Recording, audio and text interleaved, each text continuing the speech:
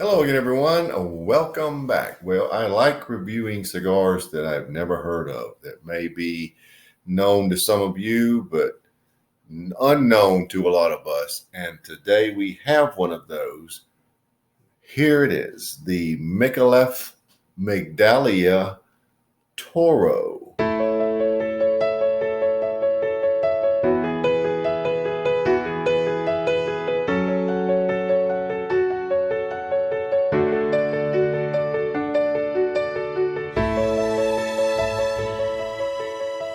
Now, I don't know if under these lights you can grasp how pretty this band is, but it's really cool looking.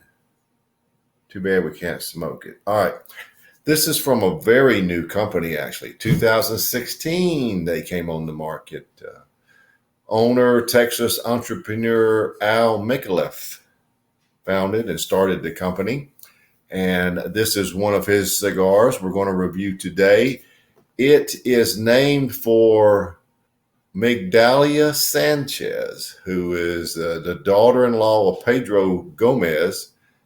She was born in 1947 in Guantanamo, Cuba.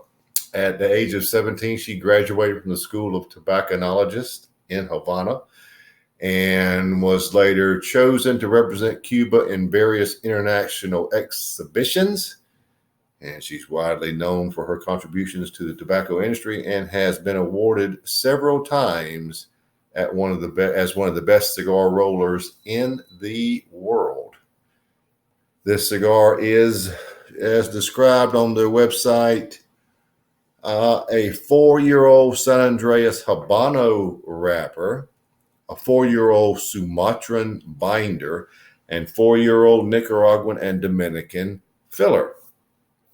Before we get too far down the road, it has a nice feel in the hand, and I want you to look at this density.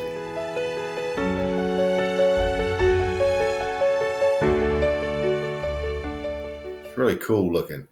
Again, the pictures hopefully do it justification as how pretty this band is. But as I said, nice weight in the hand. So let's get right to it. The Micallef Migdalia Toro. I've had several of these already. And this one has been sitting now the longest, probably between 2 and 3 weeks. It's a nice looking cigar. I don't know where they're made. I could probably read up and find that, but not that important. Okay, that's a good draw with just a touch of firmness. I like that. Yeah, hardly any, but just makes it work well.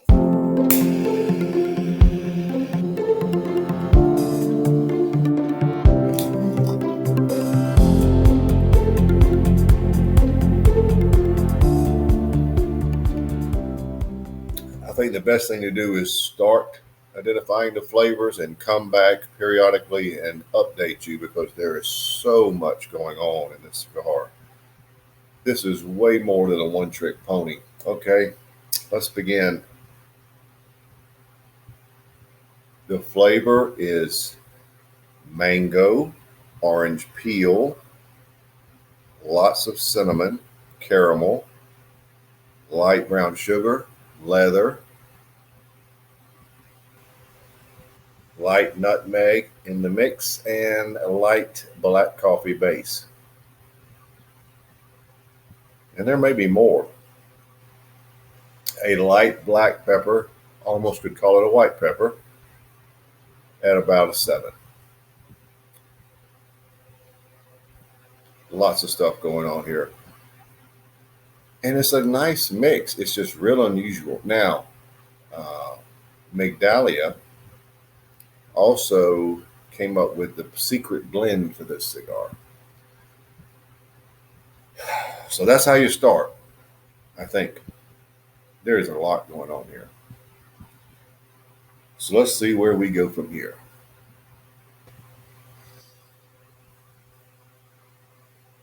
Well, I'm about 3/4 of an inch in, not very far, but the flavors are really settling down and mixing very well. You still have that mango cedar ish flavor with the nutmeg now mixing higher up on the totem pole, and brown sugar and cinnamon there too. The leather is a very clean, fresh leather, and it's also mixing in there very well. And the coffee is rather light at the base, but the flavors do mix well, and there's a nice amount of sweetness to it. The black pepper is also increasing, so I just want to let you know that it does settle down quickly and change, and this may be a complex cigar before we're done, all said and done. You know, I'm only 3/4 of an inch in, but have you ever noticed how, you probably haven't, but a cigar shrinks quickly? And I'm going to prove it. Here is an unopened Migdalia, Micallef Migdalia. Here is the same cigar, and if I line the bands up, look how much shorter my cigar is, even taking into account the cap. Look how much shorter it is. And it I haven't tapped the ash yet, or hasn't fallen. So I'll be at the first third here before long. See you in a few seconds.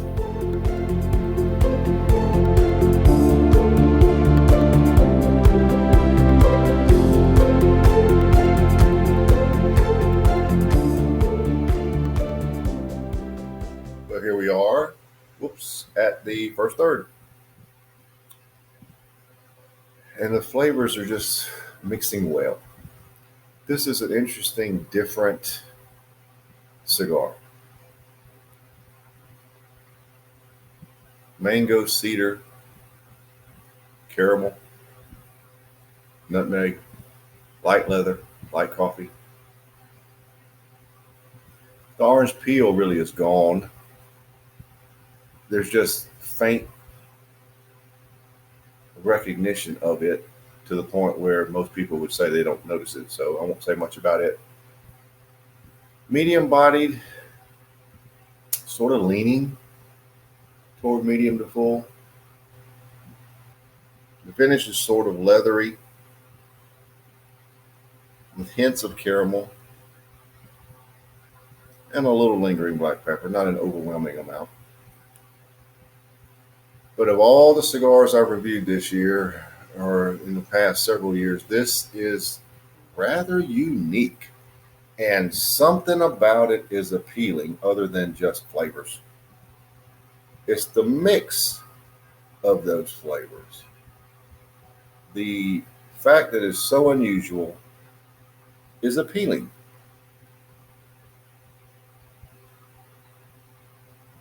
As we go along, hopefully it'll be more and more evident of what the flavors play out to ultimately be. But right now, just take my word for it, they're unusual and appealing. For the first third, I'm rating it at 92. Good cigar. Good cigar. And I've probably had 3 so far. Yep, I've had 3 before this one, and they've all been the same. So it's very consistent. But let's see how it plays out. Well, I'm not at the second third. I'm only close to the midpoint. It's about 3 inches left, and I'm already at an hour. But the lead flavor now is more of a cedar with your brown sugar, cinnamon, nutmeg, leather. And it's, again, mixing very well. Medium to full body. Finish is still nutmeg, or is nutmeg, leather, and some cedar. I think the lingering black pepper may be up. So as I said, we're not at the second third, we're just at the midpoint, but the flavors are still mixing well. Just the lead flavor is sort of morphed into more of a sweet cedar.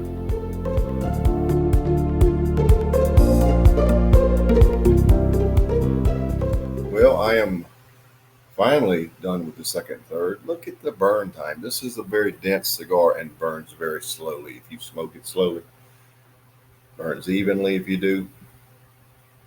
Tremendous burn time. Now, this Flavors are still sort of that cedar. It's got a little twang to it. The caramel and nutmeg are really what's mixing together, and you notice it a lot. The brown sugar and cinnamon, so it's more cinnamon than brown sugar, but there is still the leather, and the black coffee is somewhat elevated now. It's very close, if not full bodied. Very close. I think the finish was unchanged. But the cigar is just interesting because it's so different. I see no reason to change the score because I'm amazed at these flavors. It's just different. And now all cards on the table. It's not my cigar I would have every day, but it's definitely in the rotation for every week. It's just there's a time for it, and you're going to crave it. It's just that sort of a cigar. So, with that unbelievable burn time, let's see how long it goes. We're going to get a really good burn time. We already have. We've still got just over 2 inches remaining.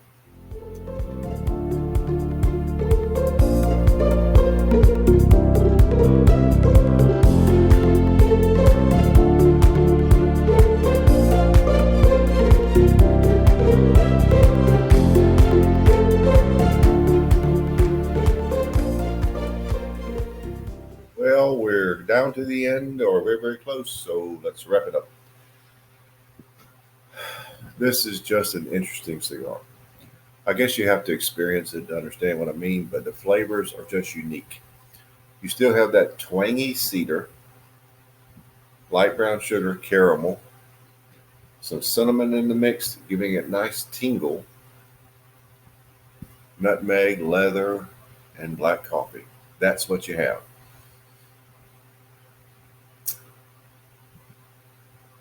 It's a low grade full body.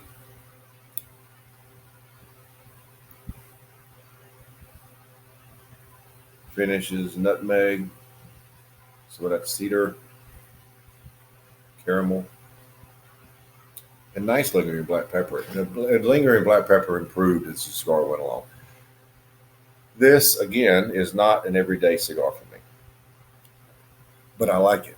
I like it to the point where I've got to have it in the mix. As a matter of fact, I'm going to review the uh, other installment, newest installment from Micallef, the Nicaraguan, coming up soon, probably in about 3 weeks.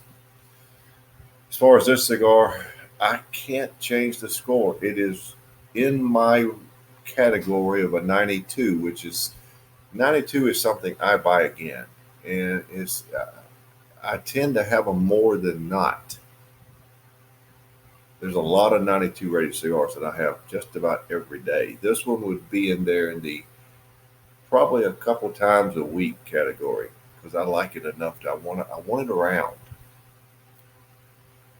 Good cigar, not easy to find. I did, but you can find them. But that sort of wraps it up. I think that'll do it. That there you have it. The Micallef Migdalia Toro, an interesting 92.